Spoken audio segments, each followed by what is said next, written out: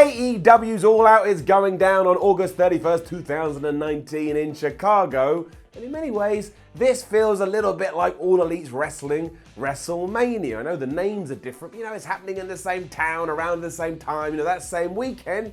And it just gets me all excited. It gets me all pumped up. Look at my shoulders going all wibbly wobbly, lovely jubbly. For everybody who thought this bubble would burst too, well, it has sold out. That's right, even if a few tickets do become available down the line, we are going to have another AEW event that is absolutely packed to the rafters, which does mean, all the people out there that like to go, oh, it's nothing but a fluke, or, oh, this will die off when AEW ain't so new and fresh. Well, you're running out of steam with that debate. All the evidence at the moment suggests the human beings, the individuals, are really, really excited to go to these shows. So, All Out is already sold out. Why the hell? Oh, here's why.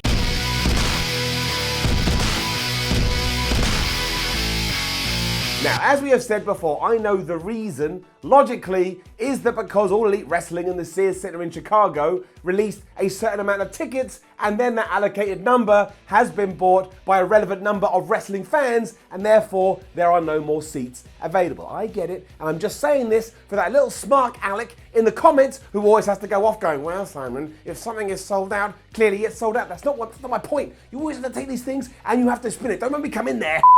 Sorry about that. Calm down.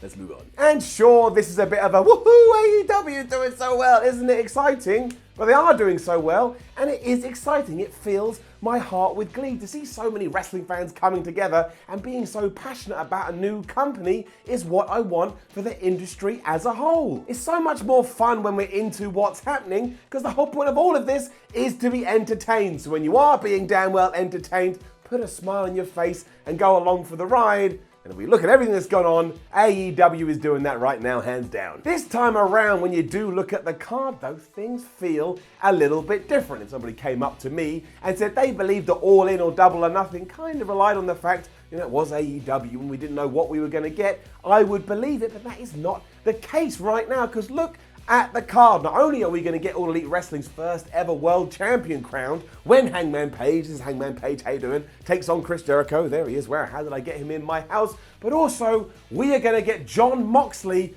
versus Kenny Omega. Are you kidding me? It was announced this week, and let's do a bit of time traveling. Let's get in that DeLorean and go back to the start of 2019. Imagine you and I were watching Raw or watching whatever, any kind of wrestling you want on TV, and I turned to you and I went, listen, my friend, my pal, come around about June, or in this case September, August time, Jon Moxley is actually going to have left the WWE. He was Dean Ambrose, now he's Jon Moxley, and he's going to take on Kenny Omega, who has also now turned his back on New Japan Pro Wrestling. You would have got a bat and you would have started to beat me shipless, and by the time you got to your court case with the judge would have gone, look man, I'm just going to let you off because I would have beat him shipless too. What can you even expect from that as well? Because before May of this year, I never even put that thought in my head. There was no need. And the real exciting thing about it, the real thing that I'm getting like, oh, what are they going to do, is that this should underline AEW's booking strategy, or at least tie into everything they've been saying about it. Because really,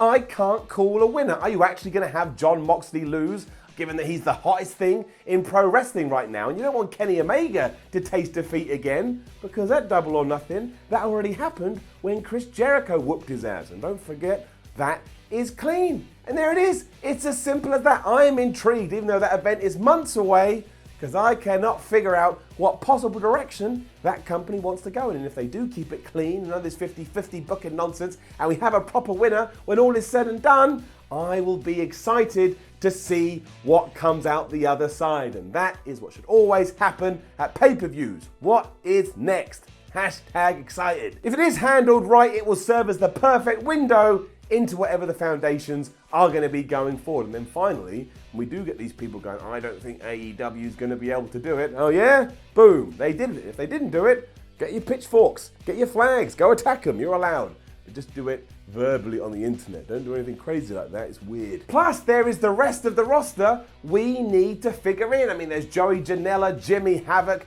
Jungle Boy, the Young Bucks, the Lucha Bros, Shawn Spears, Dustin Rhodes. We have to get to all of these people before we get to the end of August. and I can't wait to see what they do. And yeah, I know, Miller, you're just an AEW fanboy. I am an AEW fanboy, but I tell you what, I'm a bigger fanboy of professional wrestling. I love WWE as well. Oh, I said it in the summer of 2019. You're not allowed to say you love WWE. But I do. And I love AEW. And I love my mum. She bore me. There is also one huge question over the participation of one CM Punk. Now, if somebody was going to come in here and put a gun to my head, again, I'd be like, dude, calm down. We're just talking about wrestling. What the hell are you doing? But if I had to give an answer, I personally don't believe he's going to be there. He seems very happy, and that's all he needs to be. If you're an actual fan of CM Punk, you should be happy that he is happy. But that conversation is never going to go away, and it does introduce more intrigue to this event. Also, can you actually imagine what would happen if he is there? CM Punk returning to the wrestling world in his hometown of Chicago. That would be one of the biggest pops you've ever heard in your life. And forget about the sun blowing up the planet Earth in around about 1 billion years, whatever it's meant to do. That reaction alone, that sound, that amount of noise, would just see it explode right there.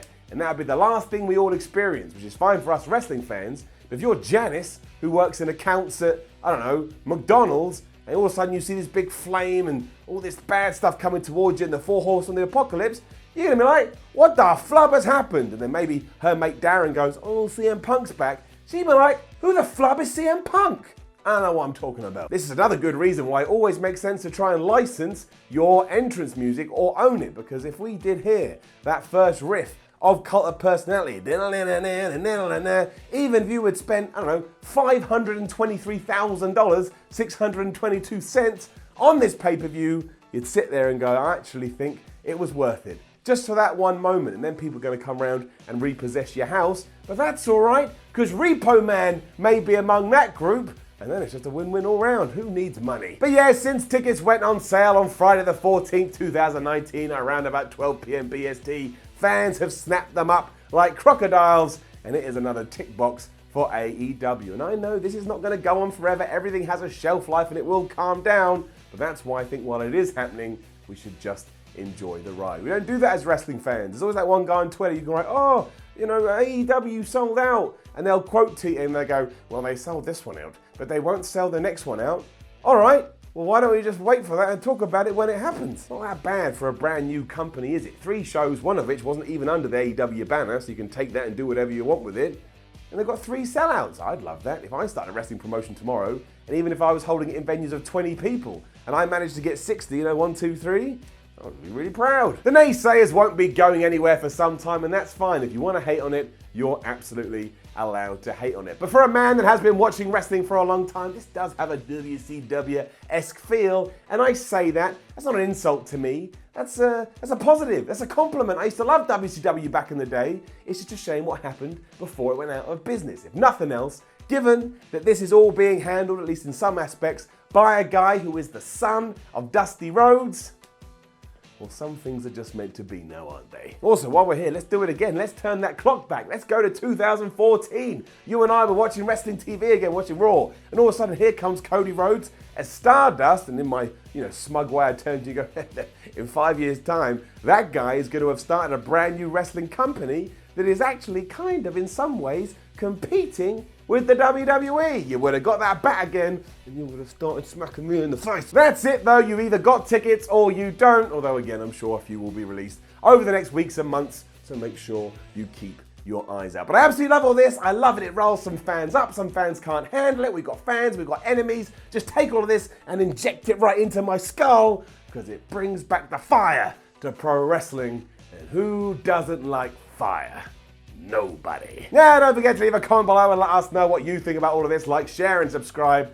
Head on over to WhatCulture.com, read yourself some articles, follow WhatCulture on Twitter, and WhatCulture WWE, and watch more videos here on WhatCulture Wrestling. I almost sung that, but I won't. Nobody enjoys an idiot that sings. My name is Simon Miller. Thank you very much for watching the Y series. No idea what that puppet was at the start of the show, but again, I'll keep a lookout because no puppet gets to beat me up. But I just want to say this. I know if you are a super AEW fan, I know you're getting some hate in some quarters. Don't worry about the hate. Focus on the love. That's what Cody Rhodes is doing. That's what the Young Bucks doing. Kenny Omega is all about that love. You are allowed to enjoy whatever you want, and that's all that matters. Even if you, I've said this before, I'll say it again. Even if you watch WWE and you love Drake Maverick pissing his pants, good for you. It may not be for everybody, but if you got a kick out of it, I support you, and I always will. That's that. That's the end of the video. I hope you have lovely days, lovely evenings, and lovely week. What the hell?